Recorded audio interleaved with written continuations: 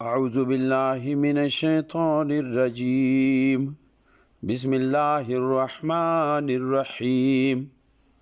ومنهم من يقول ائذن لي ولا تفتني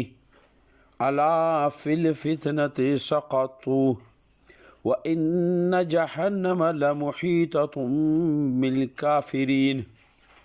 إن تصبك حسنة تسؤهم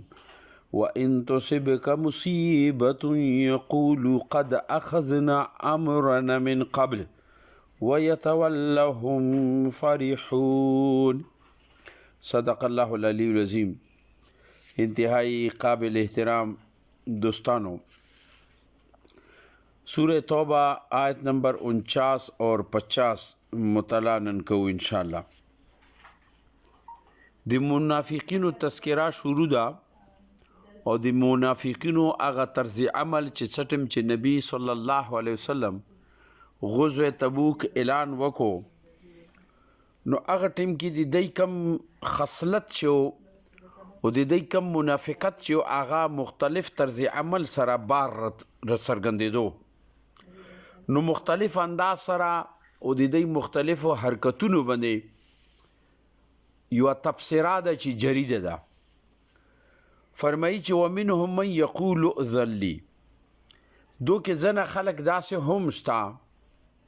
چې هغوی تانه رخصت خلی، هغوی تانه اجازت خلی، یعنی رتلوب نبی صلی الله علیه وسلم ته دغه منافقین او دوی به مختلفې بهانې او عذرات به پیش کولو چې ما دا عذر ده، ما دا عذر ده، ما دا مجبوری ده. نو دلته یې چې ځنه خلک داسې هم دي چې هغه اجازت خلیتانه د دې خبرې ولا تفتنی، چې اجازت خلی د دې خبرې چې یاره ما په فتنې کې ما چوا، ما په فتنې کې ما چوا. دا معامله سوا، یعنی یو طرف ته خدای کې منافقت او حق ته پر قربانی جذبه دی کې بالکل نه وا ویلی چې دی اسلام دین اسلام یا دغه دعوت د مجبورۍ نه خو قبول کړو، مگر اننه دی کې اخلاص نه او مجبوری دعوه چې چونکې غلبه د اسلام وا، یعنی اسلام غالب او د مسلمانان طاقت کیو په د وخت کې، لہذا دی دغه مخکې هغه خباثت چې هغه نشو رایستلی، نو دی وجنه یو منافقت بیماری په دی کې موجوده وا او هغه به مختلف اظهار دی نه مختلفو موقعو کې د دی اظهار بو فطری لحاظ ده چې انسان کې نه کم شی موجود وي، هغه بعض ټیم کې د خلې نه، د هغه حرکاتو نه، د هغه طرز عمل نه هغه ظاهریږي، لہذا منافقت دی کې موجودو. نو دغه منافقت وجه نه دی مختلفې بهانې به جوړولې چېرې څه طریقې سره موږ پاتې هم شو، لاړ هم نه شو، خو ورسره د نبی صلی الله علیه وسلم طرف نه یعنی موږ ته یو سند هم ملاو شي چې به عام مسلمان چې کله موږ سره خبره کوي نو موږ به ورته وایو چې ماته خو رسول الله صلی الله علیه وسلم اجازت راکړې ده.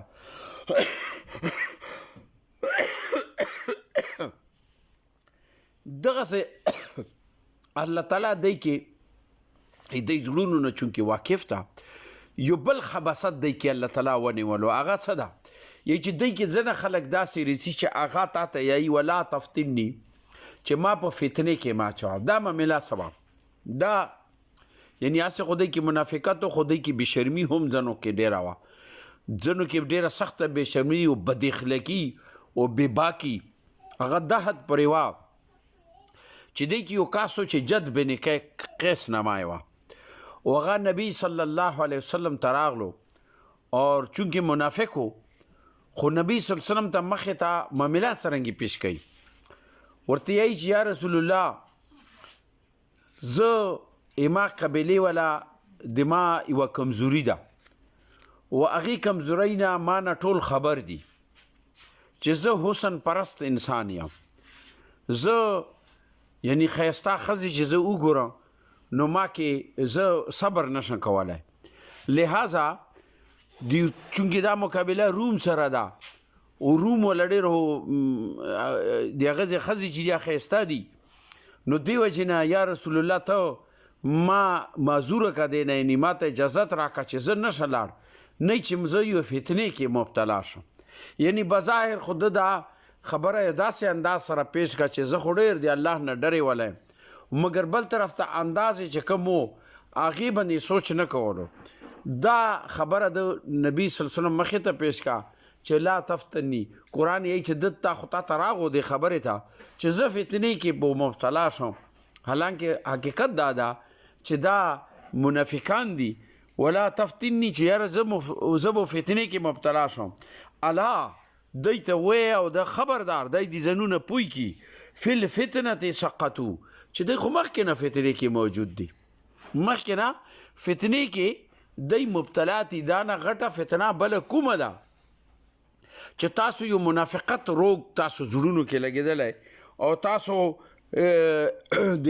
دې نه غټه فتنه بله کمه ده چې تاسو کې منافقت ته او د منافقت په بنیاد باندې طرح کې مختلف انداز سره تاسو عذرونه پیش کوي او حد دې ته راغو چې دومره بېباکي او دومره بېشرمۍ سره تا دا خبره وکړه نبي صلی الله علیه وسلم ته یعنې تا ته دا سوچ هم نه راغو حالانکې ته مخکې نه فتنې کې موجود دي دا غټه فتنې کې ته موجود دي الا فی الفتنة سقطو چې دی خو مخکې نه په غټې فتنې کې موجود دي وان جهنم لمحیطة بالکافرین او دا چې کومه تا ته نبی صلی الله علیه وسلم ته یې چې یا رسول الله وسلم الله ورته یې چې دی کافران چې دي دغه کافران چې دي دا جهنم په ګیرې کې خستی دي یعنی دا مسلمان نه دي بلکې دا یو منکرین حق دي او جهنم دی په ګیرې کې خستی دا چې بظاهر تا ته رسي او د تقوا پرهیزګري شي چې یاره زه خو ډېر پرهیزګاره یم او زه داسې ځای ته نه څه چې هغه ځای زه په ګناه کې مبتلا شم نو دې وجې نه زه هغه ځای ته نشم تللی یعنې بظاهر خو دی دا رنګ ویر کوي مګر حقیقت دا ده چې دی دغه طرز عمل د جهنم مستحق کړي او د جهنم په ګیرې کې دی رغلی دي مخکې فرمایي چې ان تصیبک حسنه کچېرې تاسو ته اے نبی صلی الله علیه وسلم تاسو ته څه غه ملاو شي یعنی بلای درته ملاو شي خیر درته ملاو شي ګټه درته ملاو شي فایده درته ملاو شي مسلمانانو ته تاسو هم نو دی ته ډېره بده لاګي دا خبره دی ته ډېره بده لاګي یعنی دا شی چې ځکه چې مسلمان چې کله فتح نه راغو یا به یو جنگ ته تللو نو دی به عامه خبره دا کوله چې بس اوس بیکار وشي اوس به دی ته شکست ملاو شي لکه مختلف موقع کې داسې څرنګه چې جنگ خندقو او د جنگ احدو یا میدان بدر مقابله وا بیا فتح مکه وا نو دا تمام سلسله کې دی به دا انتظار کولو چې بس که خیر اوس به دی کار وشي نو دلته الله فرمایي چې ان تصيبک دا د دو خصلت دا هغه قوم دا چې دی ان تصيبک حسنه که تاسو ته یو ښه ملاو شي خیر درته ملاو شي ګټه درته ملاو شي فایده درته ملاو شي تسؤهم نو دی ته ډېره بده لاګي دی ناراضه وي په هغې خبرې دی اننه دی کې خباست چې د موجودي دی ته کړواهټ ملویږي دی اننه سیزي جلن دی ته لاګي و ان تصيبک مصیبه او کچېرې تاسو ته نقصان ملاو شي و ان تصيبک مصیبه کچېرې تاسو ته نقصان ملاو شي نو به دی چې یقولو دی دا یایي قد اخذنا امرنا من قبل چې شاوشه چې موږ خپله معامله مخکې نه صفه کړې وه لکه څرنګې چې جنگ خندق معامله وه نو په جنگ خندق کې یو طرف ته خو منافقین ورکې شامل شو 1000 تعداد باندې دی جنگ خندق ته لاړو او جنگ خندق ته چې نورمین په نیمې لارې کې یو 300 کسان چې کوم منافقینو هغه راپشو په د بنیاد چېرې موږ خبره نه ومنله شه او هغه ستر تفصیل په سوره هغه کې تیر شوی د عمران کې د هغې تذکره خو بهرحال هغې دا وکړه چې چونکې موږ مشوره ور کړې وه چې مدینې کې اننه مقابله کوو او موږ مشوره قبوله نه شه لهذا موږ واپس حالانکه اصل خبره دا نه و اصل خبره چې منافقت و حق د پاره دی کې قرباني هغه جذبه نه وه لهذا دی واپس لاړو او چې کله دی واپس لاړو نو جنگ خندق کې اتفاق داسې وشو چې وجوهاتو نه یو مخلص مسلمانانو نه یوه د نبی صلی الله علیه وسلم هدایت او خلاف ورزي وشه حالانکه مخلص و ټول خو بیا هم خلاف ورزي وشه یو حکمت عملی کې هغه نه اختلاف پیدا شو هغه خلاف ورزي وجنه یو ارزي وخت باندې مسلمانانو ته نقصان ملاو شو 70 صحابه کرام شهیدان شو کله چې دوی واپس راغلل نو دغه خلک چې دا چا کو منافقینو وی چې موږ درته ویلو نه ګوره کنه موږ خبره چا نه مناله نو دلته کې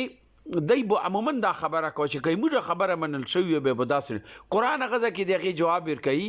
چې غالبا چې په سوره نساء کې تیر شوی د چیرې تاسو کا غټو غټو بنگلو کې هم موجود وي تاسو ته به مرګ غزه کې راتلای چاته چې مرګ لیکلی وي بیا غزه ترسي وبل طرف ته د مسلمان جذبه هغه په دې باندې نه کمیږي چې هغه وګوري چې مرګ ده بلکې هغه خو مرګ ته ورسي هغه خو فیصله کړی دی الله رضا کې که مرګ راغو که سر اغللو هغه الله رضا دې پروتي نو دلته کې دی دا خصلت کې یقولو نو به دي چې قد اخذنا امرنا من قبل شاوشه چې موږ مخکې خپل معاملات صفه کړی و یعنی موږ سره نه کني دا نقصان به مشتمل و دلته کې دی یای چې دی کې دا غدا چې موږ خپل معاملات درست کو ځکه چې دی زین کې چې روم سره مقابله ده ځنه دی چې تشم دی واپس رسی که خیر دی به کار وشي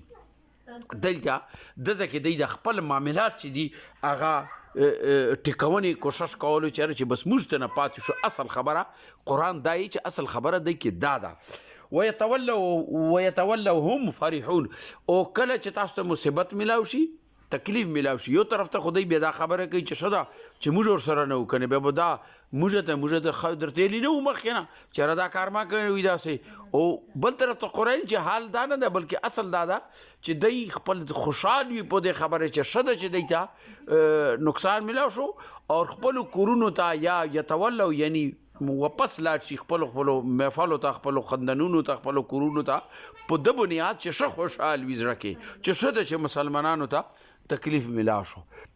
الله دې مست قرآن فهم راکړي دین فهم راکړي دې سمجھ راکړي او دې په مطابق عملی زندگی انفرادي اجتماعي مست جوړونه توفیق راکړي رب کریم دنیا بھر کې اسلام ته غلبه ورکړي کفر مغلوب کړي رب کریم مسلمانانو ته اتحاد او اتفاق نصیب کړي رب کریم ایران ته فتح ورکړي مسلمانانو ته اسلام په بنیاد باندې متحد کوونی اتفاق کوونی متحد کوونی توفیق ورکړي د کفر په مقابله کې یو اتفاق ورته نصیب کې رب کریم امریکا او اسرائیل او دغه ټول ملګری ناکام او نامراد کې رب کریم تمام منصوبه کې ناکام او نامراد کې مغلوبه کې اسلام په مخ کې مسلمانانو په مخ کې رب کریم دنیا بھر کې اسلام ته غلبه ورکړي کفر مغلوبه کې او د کار خیر کې مشټولو ته خپل حصے چونې توفیق راکړي په د ملک امن راولي هغه ټولو تحریکات ہوتا او خلکو ته کمه بي ورکه چې کم د دین اقامت ته پر کوششونه کوي رب کریم اقامت دین دې پر څو کوشش کوي هغه ته کمه ویر کې مستدی غي ملګرته کوونه توفیق راکړي رب کریم بیمارانو ته شفا ورکړي بیروزګارو ته روزګار ورکړي چا روزګار ټول ته روزګار کې برکت واچي رب کریم بی اولاد او اولاد ورکړي چا اولاد ټول اولاد نیک او صالح وګرځي رب کریم څوک بیروزګار یو غوته روزګار ورکړي او چا روزګار د غوته روزګار کې برکت واچي چا باندې نور څه مسائل مشکلات ته لري کې چا نور حاجتونه ټول حاجتونه پراکه چا باندې قرضې وی قرضونه اعلان کې رب کریم موږ څومره عزیزان رشتہ داران د دنیا نه لاړ دي ټول ته مغفرت نصیب کې رب کریم دغه قبرونو د نور نه منور کې مرګ پرې مستعطا اطاعت رته نصیب کې د نبی کریم صلی الله علیه وسلم پیروی رته نصیب کې مرګ وخت مست ایمان نصیب کې مرګ د بعد مست مغفرت نصیب کې رب کریم قبر عذاب نه آخرت تکلیفات او حساب کتاب سخته او نه مستقبل پناه نصیب کې د نبی کریم صلی الله علیه وسلم شفاعت قربت حوض کوثر نه مستوب نصیب کې جهنم نه موسط پولیس رات پولری مست موږ مور پلار ته خويندې رونو ته عزیزانو ته دوستانو ته رشتہ دارانو ته آل اولاد ټول مسلمانانو ته رب کریم تخپل روشنی نصیب کې اللهم صل وسلم على عبدك ورسولك وحبيبك سيدنا محمد النبي الامي وعلى اله وصحبه بارك وسلم واخر دعوانا الحمد لله رب العالمين.